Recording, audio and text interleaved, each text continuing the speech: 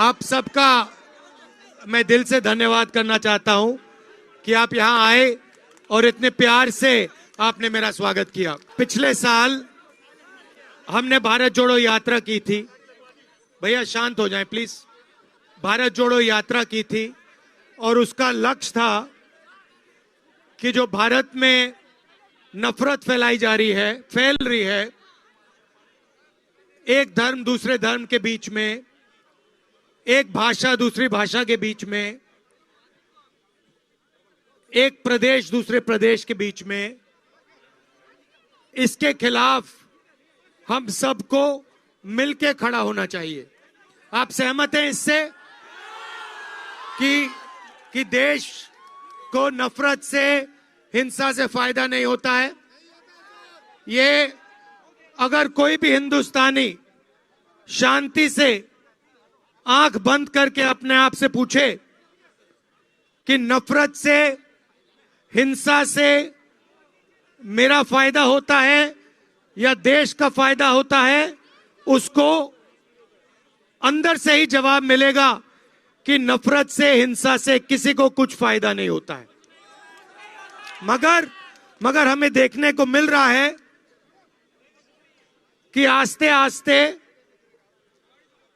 ये जो मोहब्बत का देश है, इसमें आस्ते आस्ते से नफरत फैलती जा रही है। इसका कारण है, अगर आप किसी भी युवा से पूछो कि आप पढ़ाई करने के बाद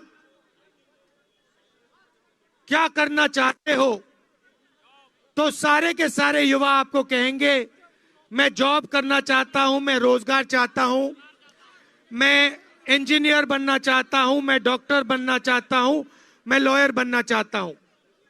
मगर देश की सच्चाई है कि आज हिंदुस्तान में अगर हम रोजगार चाहिए तो उनको रोजगार नहीं मिल सकता है। ये और जो देश के युवाओं के सपने हैं, उन सपनों को देश के युवा पूरा नहीं कर पा रहे हैं और इसके कारण उनके दिल में नफरत, क्रोध और गुस्सा पैदा हो रहा है। तो भारत जोड़ो यात्रा का सबसे पहला लक्ष्य था, कन्याकुमारी से कश्मीर हम चले और लक्ष्य था कि हम लाखों युवाओं से, माताओं बहनों से, बुजुर्गों से बात करें, उनके दिल में जो है उसको सुने और उनका हाथ पकड़े और उनके गले लगे। लोगों ने कहा कि आप कन्याकुमारी से कश्मीर गए, मगर बंगाल का क्या होगा, असम का क्या, उड़ीसा का क्या होगा, नागालैंड, मणिपुर, इनका क्या होगा? इसलिए हमने निर्णय लिया कि हम ईस्ट से वेस्ट, मणिपुर से महाराष्ट्र, फिर से भारत जोड़ो यात्रा करेंगे। और इसीलिए आज हम यहां आपके सामने खड़े हैं, सिलीगुड़ी में आपके सामने खड़े हैं।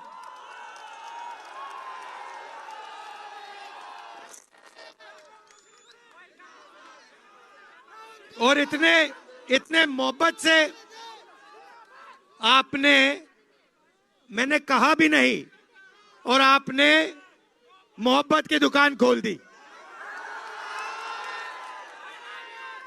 और फ्री में, दिल खोलकर। तो इसके लिए मैं आपको बहुत बहुत धन्यवाद करता हूं। काफी टाइम से ऐसी यात्रा हमने बंगाल में नहीं की है और मैं चाहता था कि मैं आपके बीच में आकर, ऐसे दूर से नहीं, स्टेज से नहीं, हेलो, स्टेज से नहीं, मगर ऐसे आपके बीच में आके आपकी बात सुनो। यात्रा में हम भाषण 15-20 मिनट का करते हैं, मगर 7-8 घंटे हम आपके बीच में आते हैं, किसानों से बात करते हैं, मजदूरों से, युवाओं से बात करते हैं। हमने इस यात्रा में न्याय शब्द भी जोड़ दिया है। पिछली यात्रा भारत जोड़ो यात्रा थी, इसमें हमने न्याय शब्द भी जोड़ दिया है, क्योंकि हमें लगता है कि हिंदुस्तान में नफरत का कारण, हिंसा का कारण अन्याय भी है। आपने देखा कि दिल्ली में जो सरकार है, पूरा का पूरा काम वो इन बड़े उद्योगपतियों के लिए करते हैं। आपने देखा होगा कि एयरपोर्ट्स, अदानी जी, एयरपोर्ट्स, पोर्ट्स, माइंस, इंफ्रास्ट्रक्चर, बिजली, पावर, सब का सब 2-3 बड़े बड़े लोगों के हाथ में जा रहा है। मगर अगर कोई व्यक्ति है जो बढ़ाई का काम करता है और सोचता है कि एक दिन मैं फर्नीचर की कंपनी बनाना चाहता हूं, या अगर कोई है छोटा सा मैकेनिक है कि एक दिन मैं ऐसी गाड़ी बनाना चाहता हूं, अपनी कंपनी खोलना चाहता हूं, या एक युवा है जो गरीब है, वो इंजीनियर बनना चाहता है और कहता है मैं इंजीनियरिंग की कंपनी खोलना चाहता हूं, तो उन सब के लिए दरवाजा बंद है। ये जो कंपनी है, ये कौन सी गाड़ी है? टोयोटा गाड़ी है ना? आप समझो, इसका मालिक जापान में मैकेनिक था। मैकेनिक ने काम शुरू किया, आस्ते आस्ते आस्ते आस्ते उसने ये टोयोटा कंपनी बना दी। हिंदुस्तान में कोई भी मैकेनिक ये सपना नहीं देख सकता है। अगर मैकेनिक ये सपना देखेगा, बाकी लोग उसका मजाक उड़ाएंगे।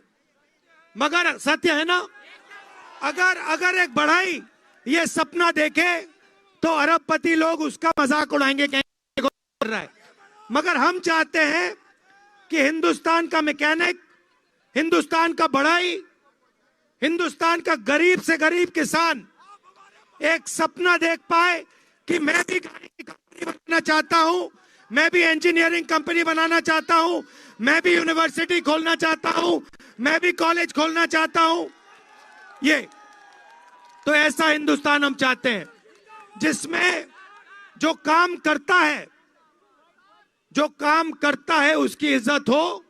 आजकल मुझे कहना अच्छा नहीं लगता है, मगर जो दलाली करता है उसकी इज्जत है, जो काम करता है उसकी इज्जत नहीं है। और अगर हम रोजगार की बात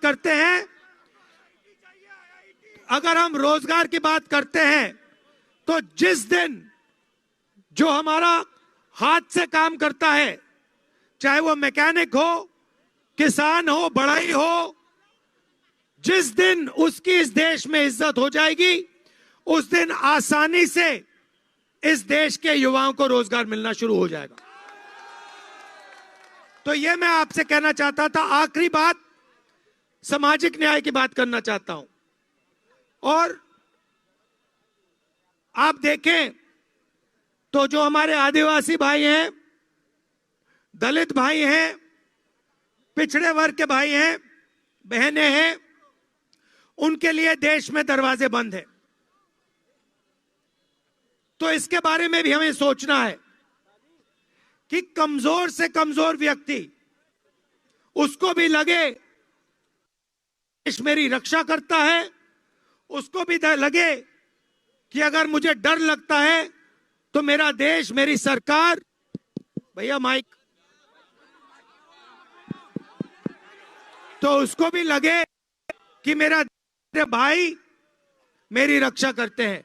आखिरी बात जो आपको मालूम है, मैं दोहरा देता हूं, जिससे मुझे काफी दुख हुआ। बहुत सारे युवा जब छोटे होते हैं कहते हैं कि मैं एक दिन सेना में जाना चाहता हूं, पैरामिलिट्री फोर्स में जाना चाहता हूं, देश की रक्षा करना चाहता हूं। बहुत सारे लोग हैं, बहुत सारे बच्चे हैं, जैसे ये बच्ची है, दे दो। अब पहले क्या था, युवा ट्रेनिंग करते थे, आपने देखा होगा सड़क पे 5 बजे दौड़ते थे और फिजिकल फिटनेस बनाकर टेस्ट लेकर आर्मी में, वायुसेना में जाते थे, नेवी में जाते थे। अब वहां आर्मी, नेवी, एयरफोर्स हमारे युवाओं को एक गारंटी देती थी, कहती थी देखो आपने अपनी जान देश के लिए न्यौछावर कर दी है, तो आपने अगर अपनी जान देश के हवाले कर दी है, देश के हाथों में कर दी है, तो हम आपको गारंटी देते हैं जब तक आप जिंदा हो और आपके परिवार के लिए, शहीद होने के बाद आपके परिवार को हिंदुस्तान की सेना, हिंदुस्तान की वायुसेना, हिंदुस्तान की नेवी गारंटी देके आपकी रक्षा करेगी, पेंशन देगी और रक्षा करेगी। मगर आज क्या हुआ है, आज एक नई योजना आई है, उसको सरकार ने अग्निवीर योजना कहा है। अब उसमें देखिए, उसमें कहा है कि हिंदुस्तान का युवा आर्मी को अपनी जान देने के लिए तैयार हो जाए और लाखों युवा तैयार हो जाएंगे। मगर अग्निवीर योजना कहती है कि आप आर्मी में आओ, 4 साल के लिए रहो और 4 साल के बाद 75% मतलब 3 में से 4 युवा आपको हम वापस घर भेज देंगे। 4 में से 1 युवा सेना में रहेगा और बाकी जो 3 हैं वो वापस चले जाएंगे। अगर शहीद होगा, देश के लिए गोली खाएगा, तो जो सेना के लोगों को कॉम्पनसेशन मिलता है, प्रोटेक्शन मिलती है, वो अग्निवीर को नहीं मिलेगी, उतनी नहीं मिलेगी। तो मेरा कहना है कि शहीद 2 तरीके के नहीं होते हैं, शहीद सिर्फ एक तरीके का होता है। सही? ऐसे थोड़ी कि भैया ये दूसरा शहीद को सम्मान एक बराबर होना चाहिए। और अब क्या हुआ, सबसे दुख की बात, 1,50,000 युवाओं ने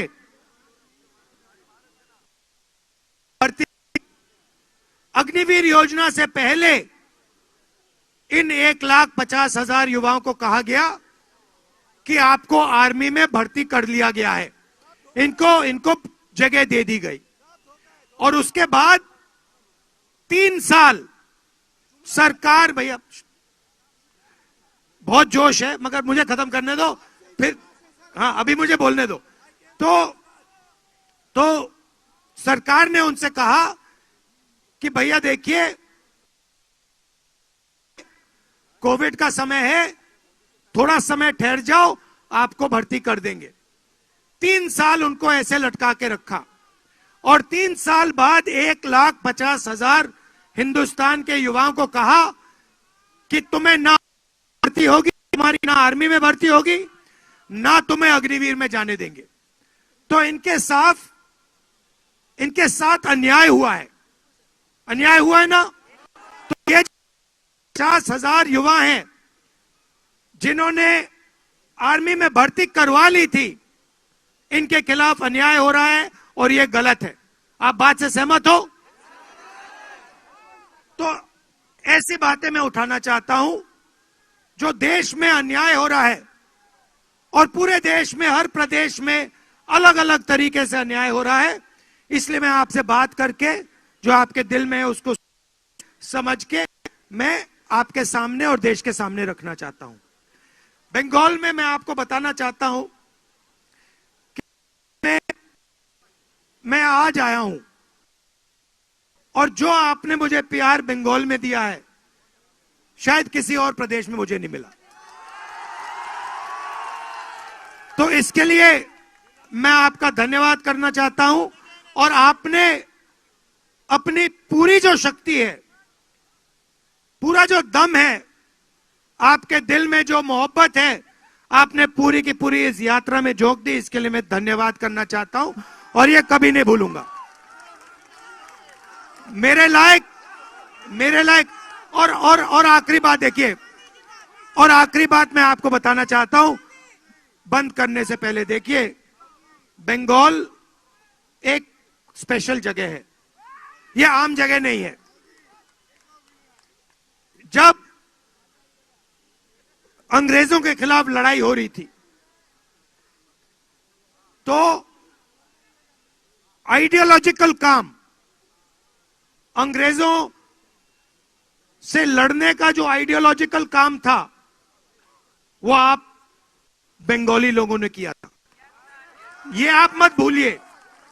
मतलब आप इंटेलेक्चुअल लोग हो, आप सोचने वाले लोग हो, आप एक दूसरे के साथ मिलके चलने वाले लोग हो और आपकी जिम्मेदारी बनती है। आप ये मत सोचो कि आपकी जिम्मेदारी नहीं बनती, क्योंकि आप बंगाली हो इसीलिए आपकी जिम्मेदारी बनती है कि आप देश को रास्ता दिखाओ।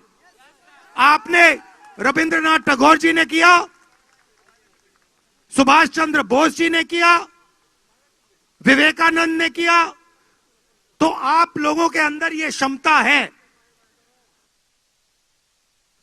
अगर आपने को रास्ता दिखाने का काम नहीं किया, मैं आपको बता रहा हूं, तो देश आपको माफ नहीं करेगा।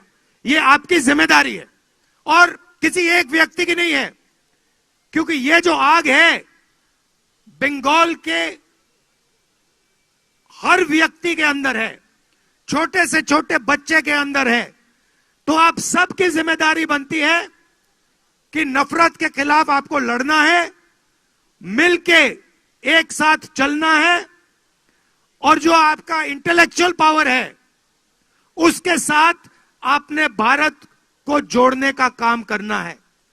यह मैसेज मैं आपको देने आया हूं, क्योंकि ये काम सिर्फ आप कर सकते हो। यह बात समझो, ये जोड़ने का काम, गहराई से सोचने का काम, यह आपका है, यह आपकी जिम्मेदारी है। और मैं जानता हूं कि आप ये जिम्मेदारी पूरी करके दिखाओगे। आप सबको बहुत बहुत प्यार। बैक साइड बिल्कुल देखते हैं और दिल